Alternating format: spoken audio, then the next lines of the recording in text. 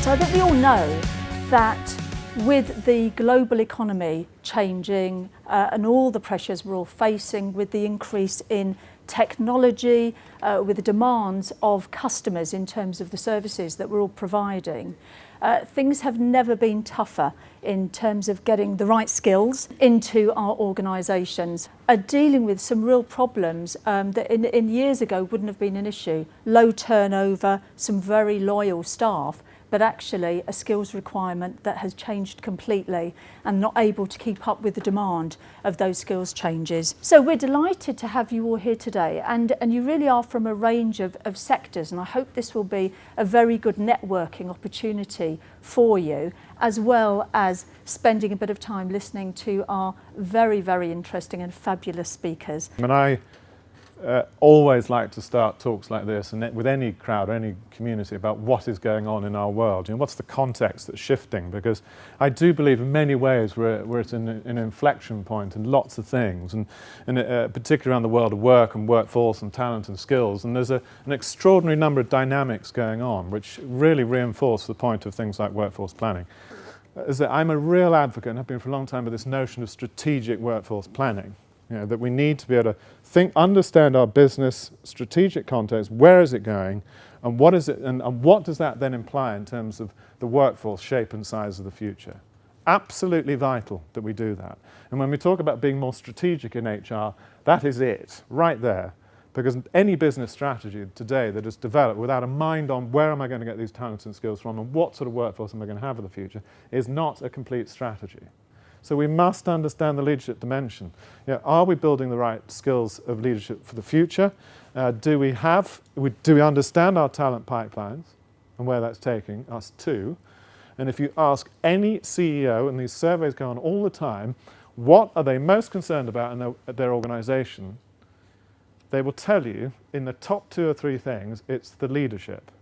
And they don't mean the people sat around the table with them. They mean the people down through the organisation. And you read HBR, you involve yourself in any business leader forum, and I can tell you there's this huge amount of this kind of discussion. You know, I can't get the leadership skills, I'm not sure my culture's right, I've got to understand my future talent pipelines.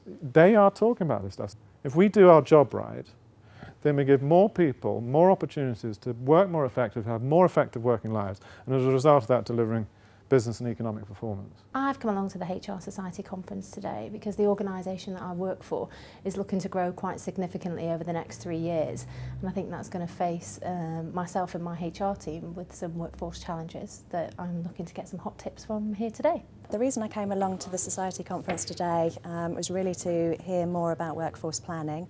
I've recently taken on my role as of April, which includes workforce development, workforce planning, and therefore very interested to hear what people are currently doing in that field.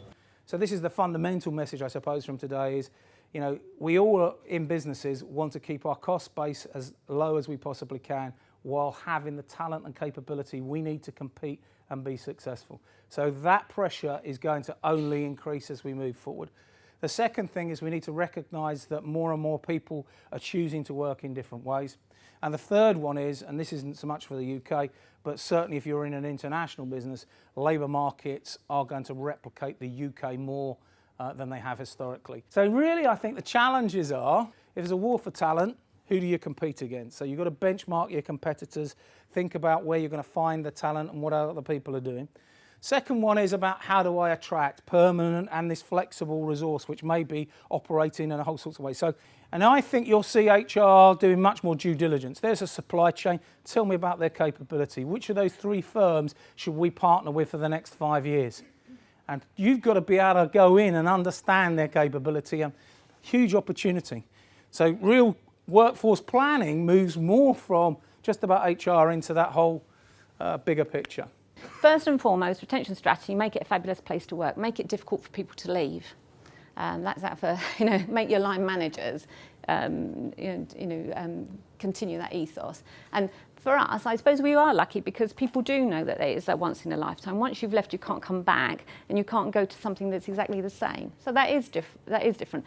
And my favourite bit on that is the overall project lessons learned, because it's one paper, but it's a learning legacy paper by Imperial College Business School. So it's external people coming in and looking at it and saying, why was the overall programme a success? And I've put in italics here because we quite often don't get a mention in HR, do we? But you know, one of the key things that they said created this successful project was this investment in human resources and organisation development, which was not typical in the construction sector. I came along to the conference today because we have, within the mining industry, we have some real challenges around resources. For a long time now, there's been limited new blood coming into the mining industry, and therefore we have an ageing population and some significant challenges around how we plan for and identify talent in an industry that's becoming more reliant on technology and an industry that's continually challenged by government, economic and environmental issues. So I'm here really to shape my thinking and develop my thinking in line with what other companies are doing, what other experiences they have, also to network and hopefully learn something. We are in a period in my organisation and in the NHS of trying to develop more expertise in long-term workforce planning in a changing environment, so it's quite a challenge for us. So I wanted to hear some different perspectives. Here's our overall framework, and the production of intelligence is where you take data and information, analyse it, do options appraisals, implications, conclusions, and turn it into intelligence. So data is rubbish unless you analyse it and do stuff with it. And this is the bit that a lot of people don't do. They take the data and jump to conclusions without some proper serious analysis. So in your organisation, you first look at where the organisation's going and what people are likely to do and why they will or won't want your services and what new services and products and so on you've got to do. Then you've got to construct some intelligence. And then when you've got that intelligence, you test it out against scenarios. And so that's what we've done with the doctors. And only after you've done all of that do you get into the workforce planning and modelling. Specifically, I think the biggest problem is getting yourself seen as the strategic thinker on the board of your organisation. And you may be blessed in your own organisation, and there may be people who say, yep, I've got that badge, I've been there, I fought the war.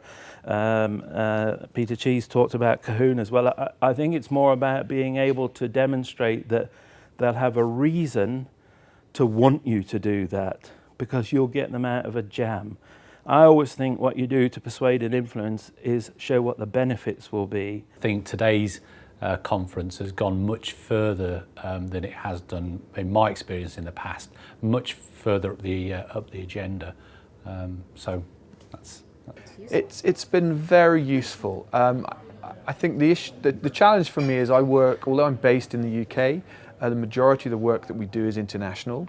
And so I think the flavour of today has been pretty much UK focused, but at the same time there's a lot of themes and concepts and ideas that are relevant to the UK as they are to all the other countries we operate in. So it's been useful in shaping my thinking, giving me some new ideas and thoughts as to how we can approach workforce planning.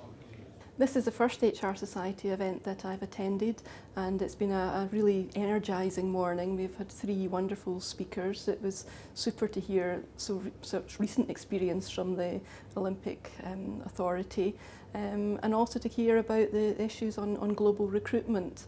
And lastly, to get to meet the new CEO of CIPD was really exciting.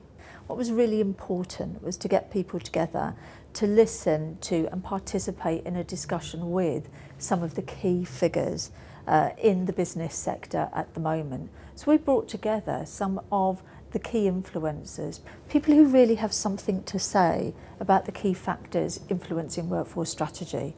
So we wanted to bring people together, work together in a very fast-paced way to share information, to exchange ideas, and to start to build a new community around workforce strategy.